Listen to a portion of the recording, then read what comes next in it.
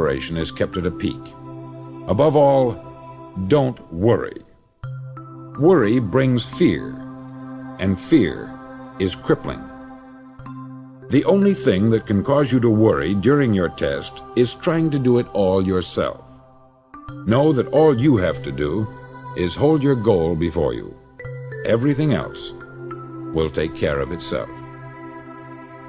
Remember also to keep calm and cheerful. Don't let petty things annoy you and get you off course. Now, since making this test is difficult, some may say, well, why should I bother? Well, look at the alternative. No one wants to be a failure. No one really wants to be a mediocre individual. No one wants a life constantly filled with worry, fear, and frustration. Therefore, remember that you must reap that which you sow. If you sow negative thoughts, your life will be filled with negative things. If you sow positive thoughts, your life will be cheerful, successful, and positive. Now, gradually, you will have a tendency to forget what you've heard on this record. Play it often. Keep reminding yourself of what you must do to form this new habit. Gather your whole family about and listen to what's been said here at regular intervals. You know, most men will tell you that they want to make money without understanding the law. The only people who make money work in the mint. The rest of us must earn money. This is what causes those who keep looking for something for nothing or a free ride to fail in life. The only way to earn money is by providing people with services or products which are needed and useful. We exchange our product or service for the other man's money.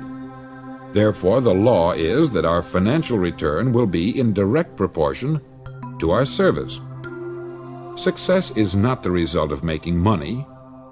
Making money is the result of success, and success is in direct proportion to our service. Most people have this law backwards. They believe that you're successful if you earn a lot of money. The truth is that you can only earn money after you're successful. It's like the story of the man who sat in front of the stove and said to it, "Give me heat, and then I'll add the wood." How many men and women do you know, or do you suppose there are today, who take the same attitude toward life? There are millions. We've got to put the fuel in before we can expect heat. Likewise, we've got to be of service first before we can expect money. Don't concern yourself with the money. Be of service. Build, work, dream, create. Do this, and you'll find there's no limit to the prosperity and abundance that will come to you. Prosperity is founded upon a law of mutual exchange. Any person who contributes to prosperity must prosper in turn himself. Sometimes the return will not come from those you serve, but it must come to you from someplace, for that is the law. For every action, there is an equal and opposite reaction.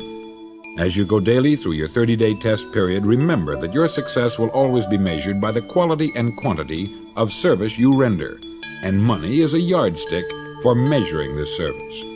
No man can get rich himself unless he enriches others. There are no exceptions to a law. You can drive down any street in America and from your car estimate the service that's being rendered by the people living on that street. Had you ever thought of this yardstick before? It's interesting. Some, like ministers and priests and other devoted people, measure their returns in the realm of the spiritual, but again, their returns are equal to their service. Once this law is fully understood, any thinking person can tell his own fortune. If he wants more, he must be of more service to those from whom he receives his return. If he wants less, he has only to reduce this service. This is the price you must pay for what you want. If you believe you can enrich yourself by deluding others, you can only end by deluding yourself. It may take some time, but just as surely as you breathe, you'll get back what you put out. Don't ever make the mistake of thinking you can avert this. It's impossible. The prisons and the streets where the lonely walk are filled with people who tried to make new laws just for themselves. We may avoid the laws of man, but there are greater laws that cannot be broken. An outstanding medical doctor recently pointed out 6 steps that will help you realize success. 1. Set yourself a definite goal. 2. Quit running yourself down. 3. Stop thinking of all the reasons why you cannot be successful, and instead, think of all the reasons why you can. 4.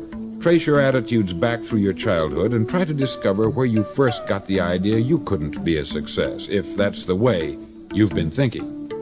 5. Change the image you have of yourself by writing out a description of the person you would like to be. And 6. Act the part of the successful person you have decided to become. The doctor who wrote those words is a noted West Coast psychiatrist, David Harold Fink, M.D. Do what all experts since the dawn of recorded history have told you you must do. Pay the price by becoming the person you want to become. It's not nearly as difficult as living unsuccessfully. Make your 30-day test. Then repeat it. Then repeat it again. Each time it will become more a part of you until you'll wonder how you could ever have lived any other way. Live this new way, and the floodgates of abundance will open and pour over you more riches than you may have dreamed existed. Money? Yes, lots of it. But what's more important, you'll have peace. You'll be in that wonderful minority who lead calm, cheerful, successful lives. Start today. You have nothing to lose, but you have a life to win.